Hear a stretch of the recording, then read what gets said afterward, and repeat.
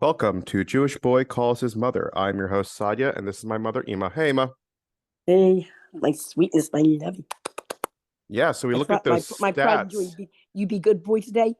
I try to be a good boy. I try to be. As long as I try, I feel like I'm moving forward.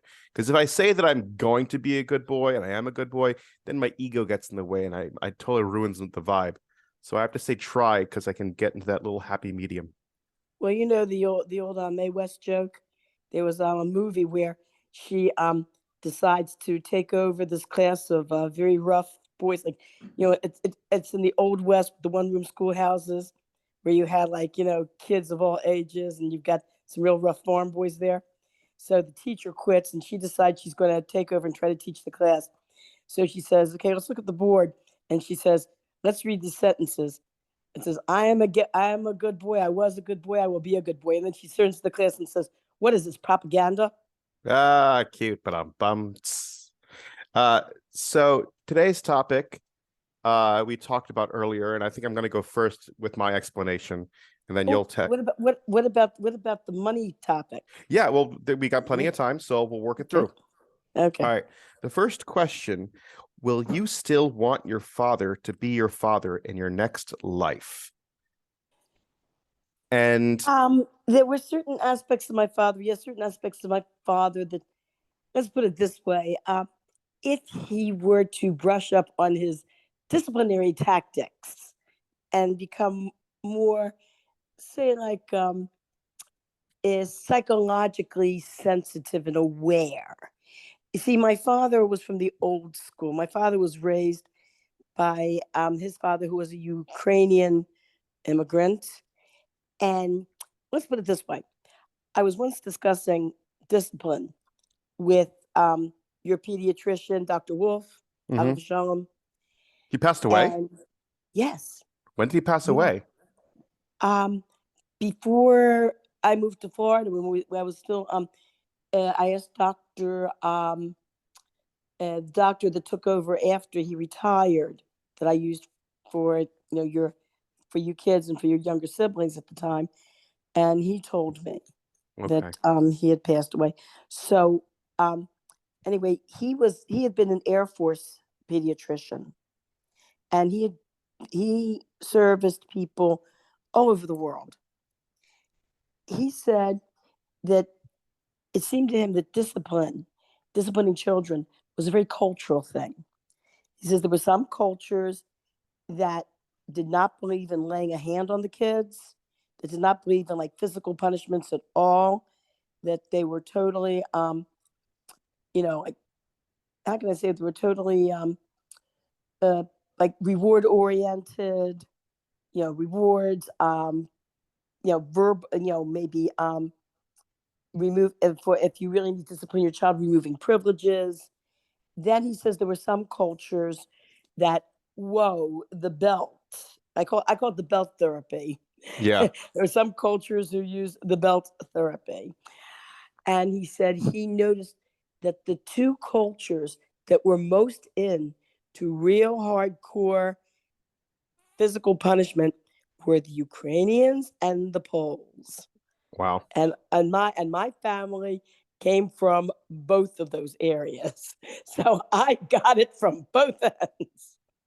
Yeah. I agree with that because I was thinking about, Tati, and, you know, if mental health was properly taken care of, if the disciplinary methods were more along the lines of a softer approach. And I think also if men, I guess boomer men had this like stoic, not talking about my feelings, not talking about certain stuff. I know he was very like expressive certain times, but I feel like I didn't get to know as much as I wanted to. I felt like if I would like him to be my father in a future, life, but I think I would want him on a more docile side, a more relaxed side, because I think he was very open-minded and very understanding to a point, but I think a lot of his emotions got in the way of what he wanted to really be. I would agree with that. I think the the natural tendency for any parent is we usually fall into the trap of raising our kids the way we were raised. I've heard my mother say that. My mother often said to me, "I raised you the way I was raised." Whoa, well, oh boy, I mean, I hope you're. Let's put it this way. I hope you were, you had to wear body armor, and the blows didn't hurt so badly. That's the way you were raised. Or to put it mildly, I once heard Michael Savage see on one of his programs, because he also was from an Ashkenazic Jewish background, Polish Ukrainian background, and he said that he's totally convinced that in that culture that verbal and physical child abuse was considered part of good upbringing. Well, that's the thing, is that you want to break the vicious cycle to the best of your ability. I know that's Yes. what I'm doing whatever I can, reading books and working on myself every day to make sure that I don't make the mistakes my parents made. But that's not a knock on the parents, though. That's just life in general, because you know everyone's eyesight is 2020, hindsight's 2020, sorry. When it comes to like child discipline, child growth, how to raise your child, you know, because you're always going to have those moments looking back and saying, maybe my parents should have done something different. But that's why I think a lot of times people get defensive when we talk about new age raising, because people feel like it's an attack on them, but it's not an attack on them. It's just an Mhm. improvement of what's been. I'm pretty sure you would Mhm. want your father, but you would want your father, just like what I said, like on a more docile tone. Yeah. But as a survival mechanism for someone who went through World War II and the Great Depression and was raised by people who survived the pogroms, like he did the best he could with what he had. I think you're right about that. I mean, there were aspects of my father where he was very close. I remember um, taking walks with him. I remember him telling me his interesting stories from World War II. I remember him telling me stories from. He was very much into history. He was a history buff, and he used to tell me actual stories from history that he read in real, in actual history books.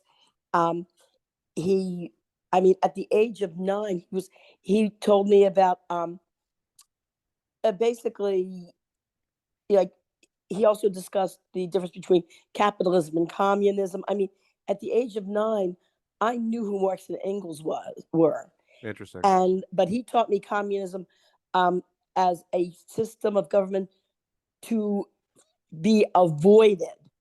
In other words, he didn't teach me communism in a pot. He taught me the negative aspects of communism, which are, as you look around the world, are very real. I mean, those countries around the world who have embraced communism, they're they're going down the tubes. Yeah. What happens in the end is that the government officials wind up taking most of the money, from people working, like, from from each according to their abilities to each according to the needs. Yeah, right. The government takes most of what the people make, and the people virtually wind up being slaves to the government and Yeah. getting very little. Well, it's interesting you said that, because I remember growing up as a kid and you treating me like an adult on that end, where it's the education, the responsibility. I didn't feel like I was treated like a child. I felt more like an equal. I mean, I did have some frustrations growing up as a child and teenager, like anybody has, where you feel like you're not listened to and you can't get a word in edgewise. But I grew up with 9 That's siblings. because you weren't. But I remember one time, what did I said to you one time? One of you, it was either you or one of your brothers or sisters, said to me one time about that they didn't want to do something, and that I wanted them. I forgot what it was, clean the room. One of the typical things: take out the trash, clean the room, yada yada. I don't want to.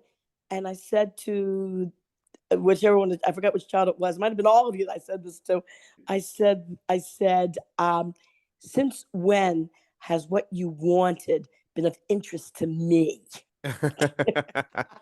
um, I was also going to comment on something you said earlier about different cultures raising their kids differently.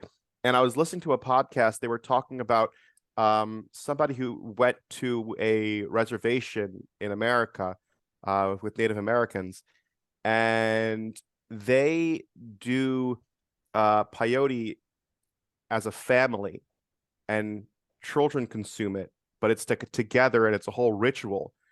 And I remember listening to this psychiatrist and the psychotherapist, I think, and he was talking about how the way you experience various drugs and alcohol, it affects you, the way you perceive how it's consumed. And I think it's very interesting because I know growing up going to Fabrengens, I mean, I was first exposed to alcohol when I was 6, but I never consumed it to excess or to get drunk until I was 18, because I realized the kedusha, the holiness, and the importance of the alcohol used in the Fabrengen in order to elevate yourself. And I found it interesting because some of my friends who didn't grow up like that, took alcohol on a different level. So like by the time they were 16, they were just getting drunk with their friends, at home, just for the hell of it, not really for anything else. I've heard this years ago. There was this Dr. Laura Schlesinger, and her father was Jewish, her mother was not, and then I don't know, she converted to Judaism, I think through Chabad, but I don't know, things didn't work out eventually. I think she eventually left it, but she was talking about that idea of Friday night of Shabbos Kiddush, how in Orthodox Jewish families they let the children take little sips of wine, and she felt that this was really good, that the children are watching the adults consuming alcohol in a like in a controlled way and in a responsible way. And she says she thinks that that's also good. That knows if you have alcohol in the house and you don't abuse it, but you consume it in a responsible way, and you might even. I always felt this way. I think it's important. This is probably going to get me arrested. Well, you kids are all adults now, so they can't arrest me now. But I would always let you kids have little sips of alcohol, because I felt, you have to develop alcohol tolerance. And if you don't let your child drink any alcohol whatsoever until they're 21, they're not going to have any alcohol tolerance. I don't think they're going to just go crazy with it. Oh, well, no, that I do agree with. That I do agree with, where, that you should be more exposed to alcohol in a more positive setting, in a controlled setting from the time you're young. Because if you're in they actually had this article I read a while ago about how American young adults in the ages of stuff like 21 and whatnot, they binge drink a whole lot more than Europeans, because Europeans get exposed to alcohol when they're 16. They can drink at a bar at 18, and it's a slow process where they're not totally, fiending for it. But in America, it's like that because you can't have it until you're 21. Which brings me to the other question. Growing up seeing Zadie with alcohol, I think I've never seen him have a beer or two. But was he a drinker? Did he drink a lot? I know Tati never drank. No, not the only my father. Every now and then, before going to bed, he might have a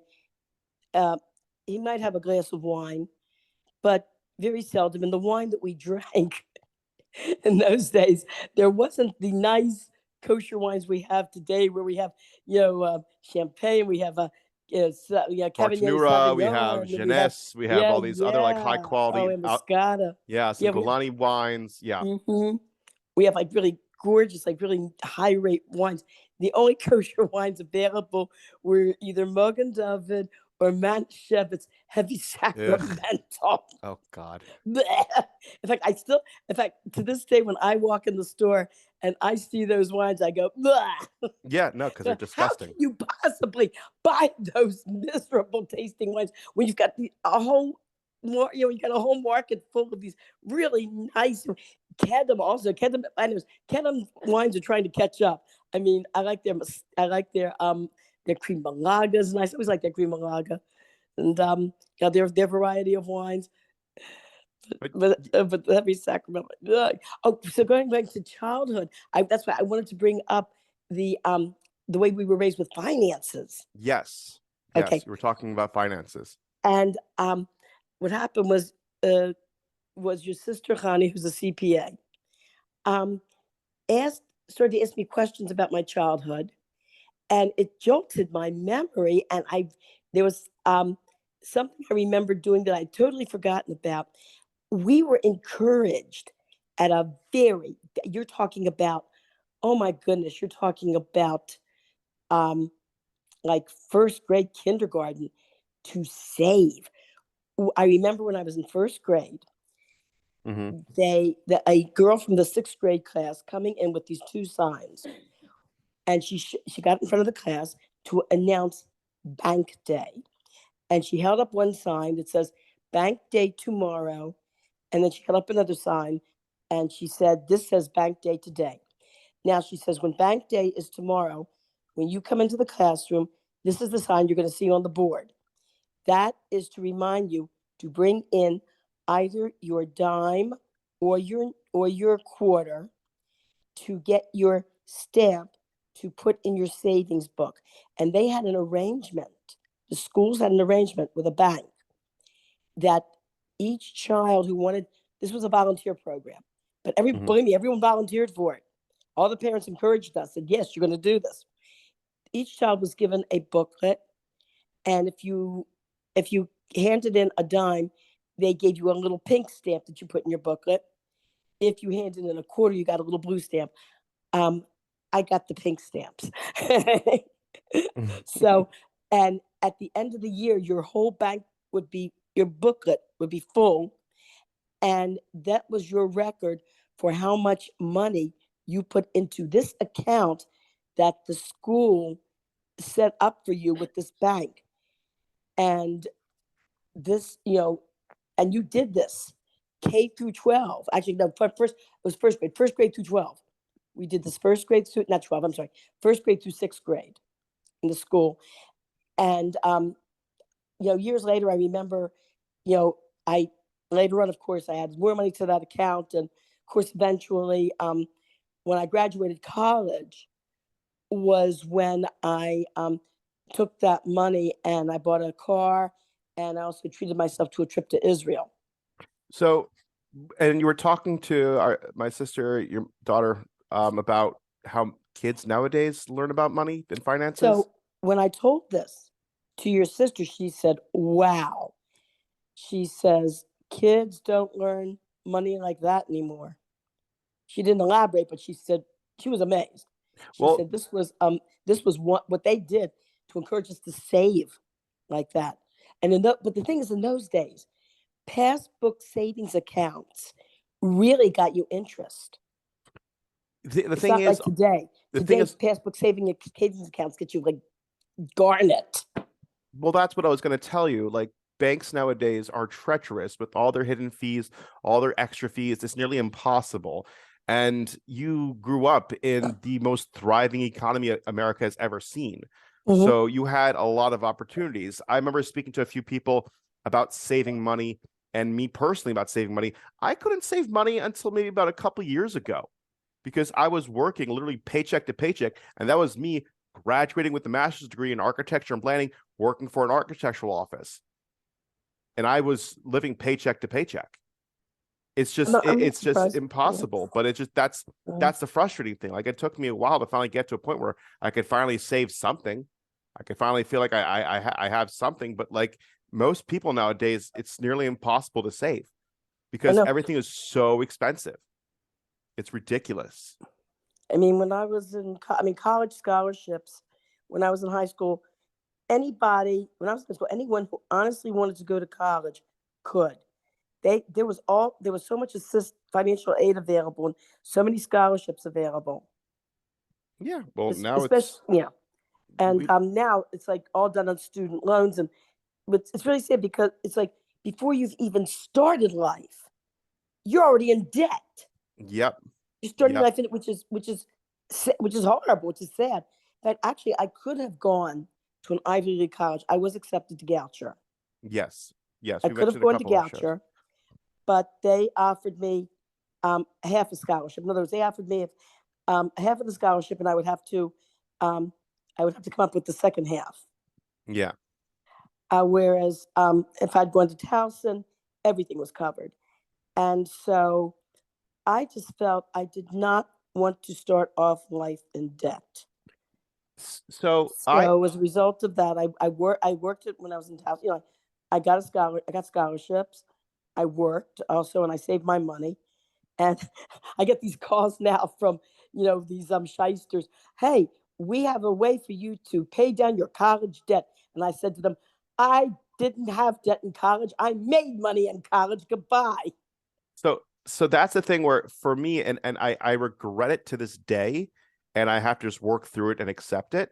But in 2008, I finally finished my 2 years in Israel, and I went 1 year at Morgan, and I decided to go to New York to finish up my bachelor's degree in Talmudic law, just to come together.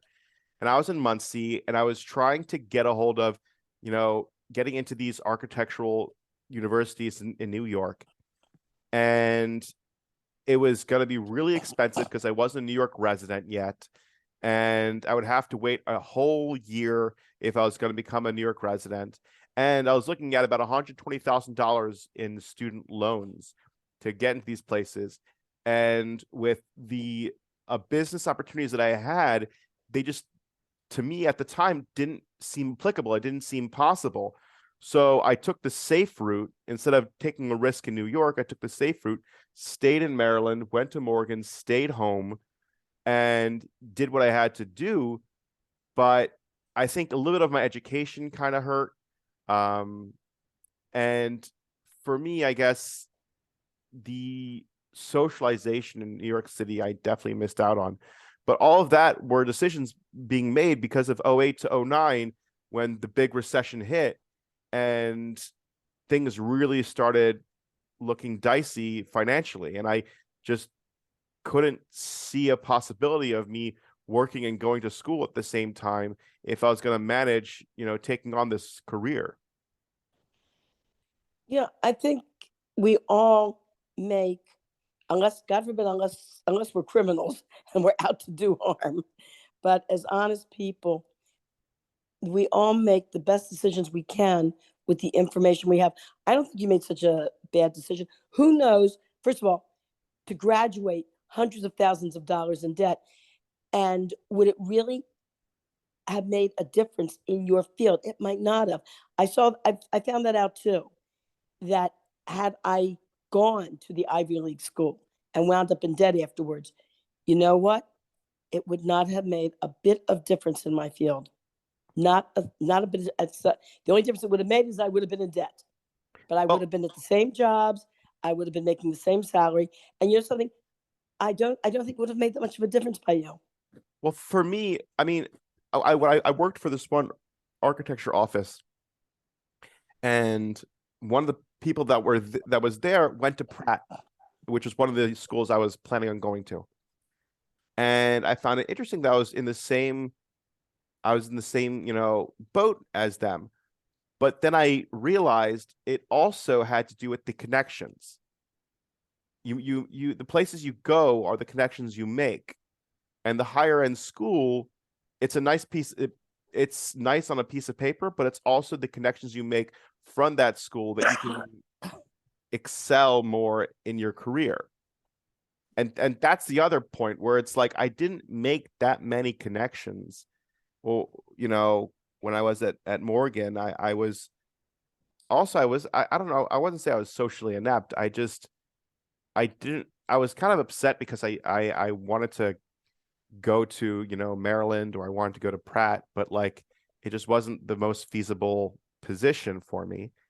And everyone was, I don't want to say they were cliquey, but everyone had their own groups to hung out with. I had, one friend of mine I was able to hang out with, but eventually he graduated and I was kind of like, okay, how do I socialize and whatnot? But I was just kind of tiptoeing around because I felt, in a way, I felt uncomfortable because I was Jewish. The whole place was not. There wasn't any Chabad there. There was no Hillel there, of course. So like I was kind of there like a fish out of water, and I'm Mm. just trying to, make do with the people that are there and try to be friendly with them and hang out with them. I definitely felt this disconnect, like there was this one time this one girl was talking to me, and she was asking me why do Israeli soldiers kill Palestinian children? And Oh I'm God. like, are you kidding me? And I just like flipped my shit. I was like, what are you talking about? I got so mad at her. And my friend like jumped in, like explained things to her and was like, you gotta chill and whatnot. But I was just so upset because I'm like, I'm here because it's my only option. And I'm doing what I can to, get my degree and bounce. And like I'm dealing with stuff like this, you know? And it's just like So was your friend able to explain to her what the situation? How did she accept what your friend said?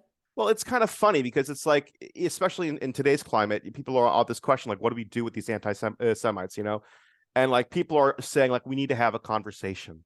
And I had a conversation with her at the end. I actually had a conversation and we were talking about it a little bit. Hmm. And like, she's like, well, my father said. I'm like, your Uh-huh. father said? Like, where does he get this information? She's like, Al Jazeera. I'm like, great, fantastic. The places that like really don't want like Israel or Jews to look good, that's the place you go to, you Like know?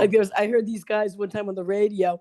I forgot what they were talking about. They were talking about some sort of um, these it was like a talk show with like a group of the station manager and a group of like news analysts, and they were talking about something with a certain situation in Israel. So some anti-Semite called up, spewing all this, uh, vitriol against Israel and the Jews. And so they all cracked up laughing and they said, here he is. There's one in every crowd. Where did you get your information? Hitler.com. And Yeah. they just made a big joke out of it and laughed and hung up on the guy. There's some people, true, there are some people who you can sit and have a conversation with. There are others who they they are so brainwashed that you can't even present the facts to them. You can't even get them to see reason.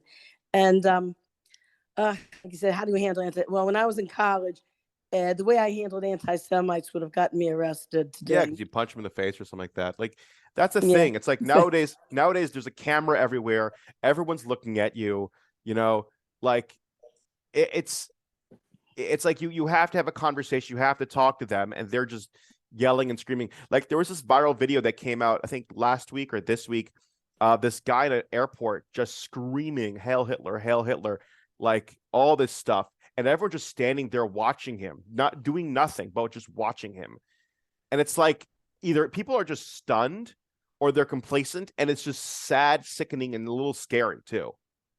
Well, the thing is, too, with people like that, you don't want to make martyrs out of them. No. Sometimes the best thing to do is to ignore them. Yeah. Don't give them the attention that they're looking for. Well, that's the frustrating thing. It's like you ignore them, they get louder, people come to them, people are influenced by them.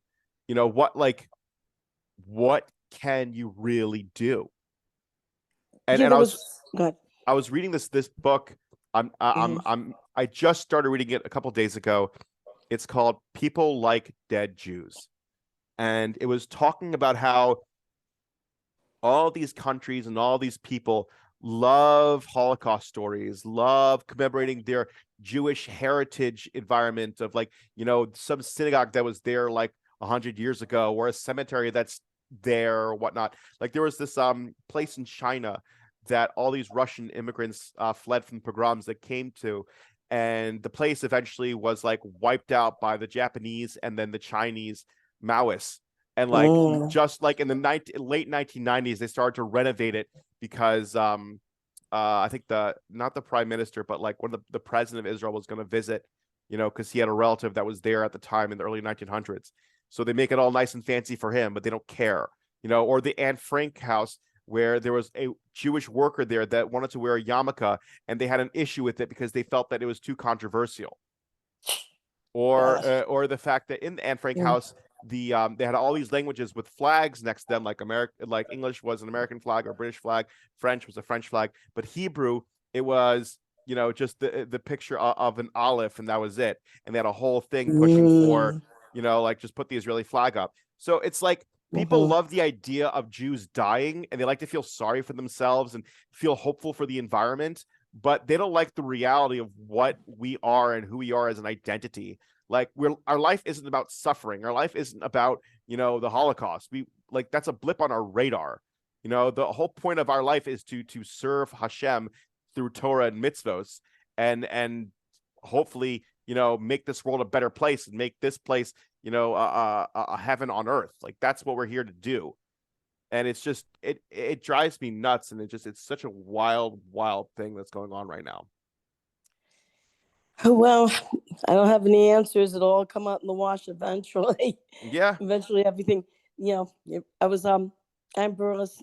Well, you're talking about like the Torah and mitzvahs. I was listening to a Tanya share tonight. For those people who are just turning in, Tanya is basically, I guess you want to call it the Bible of Hasidic thought.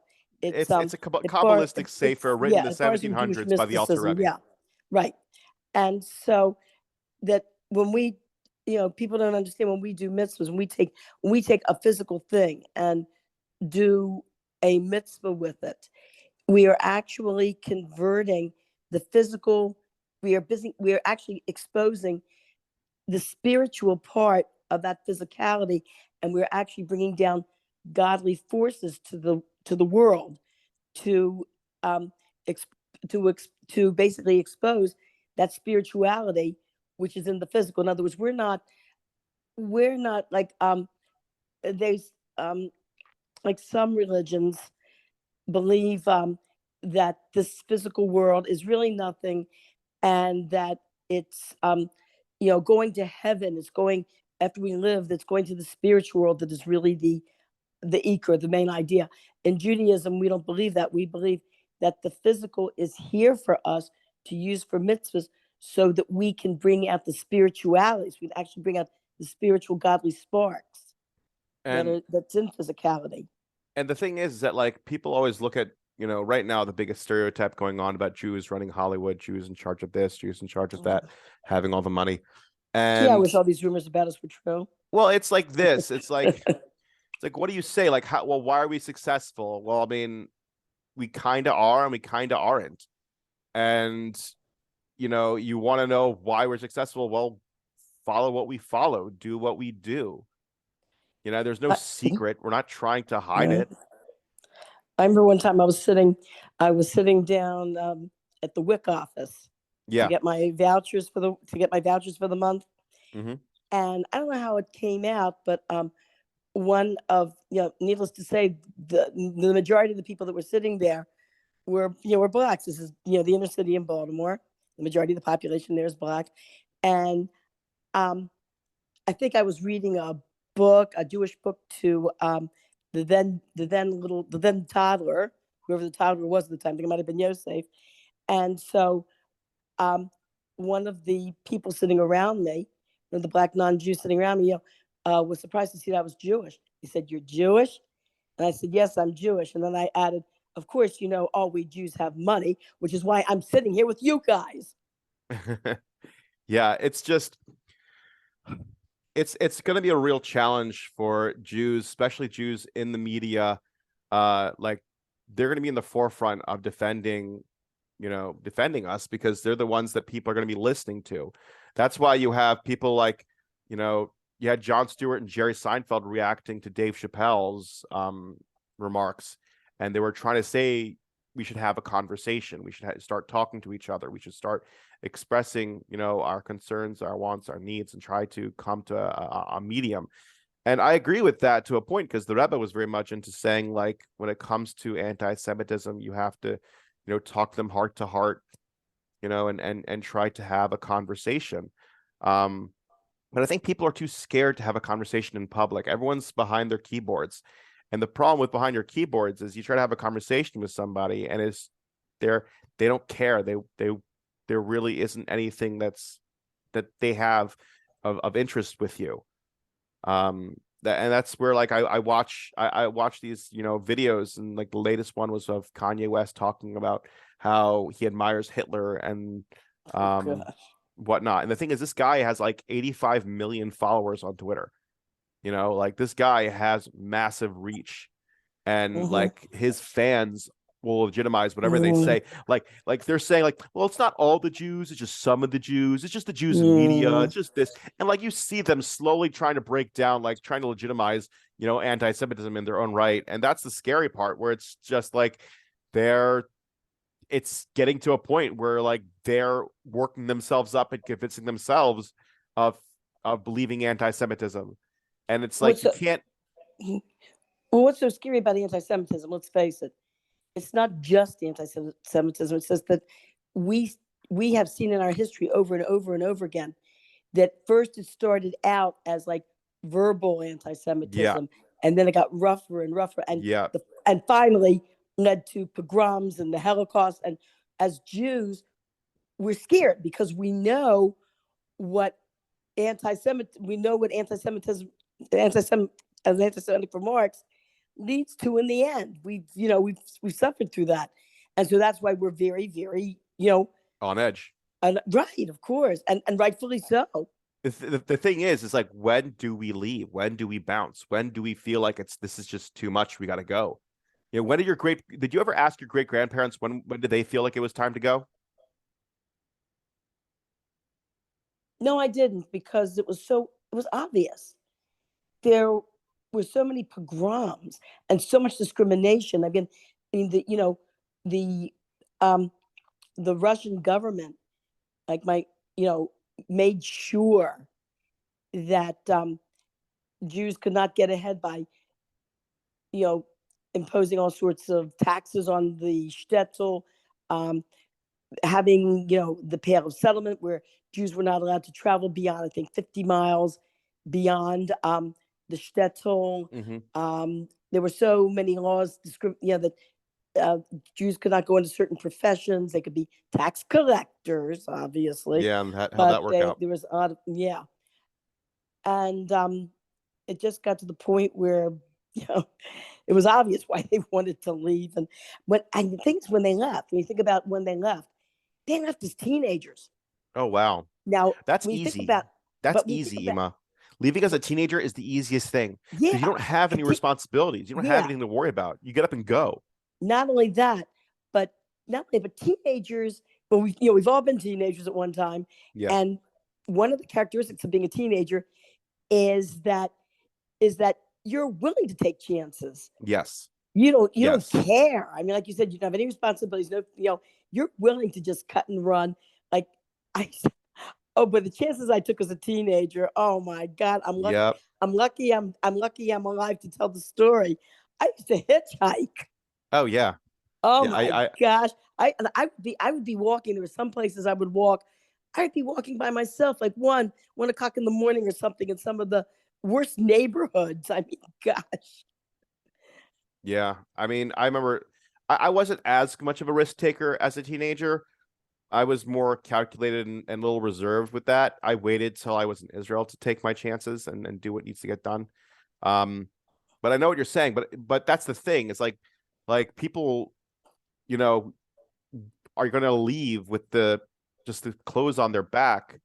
You know, like we're gonna bounce, but the question is like, when is this is going to be another 5 more years, and then we're going to go 10 more years, 20 more years? It's a really good Like question. what's like When what's do we know it's time to leave?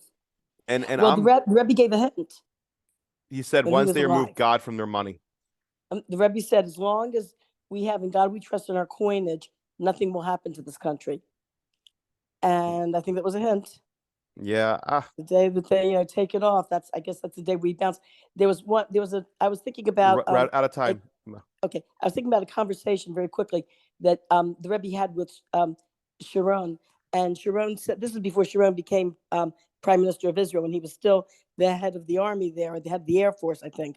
And Sharon said to the Rebbe, hey, if you're fighting the war of Mashiach, don't you think that as the general, you should be in front leading the charge? In other words, he was telling the Rebbe that he should be living in Israel.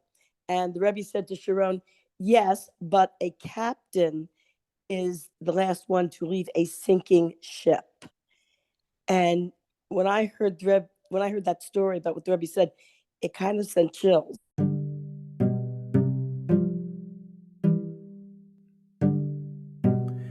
Thank you for listening to Jewish Boy Calls His Mother.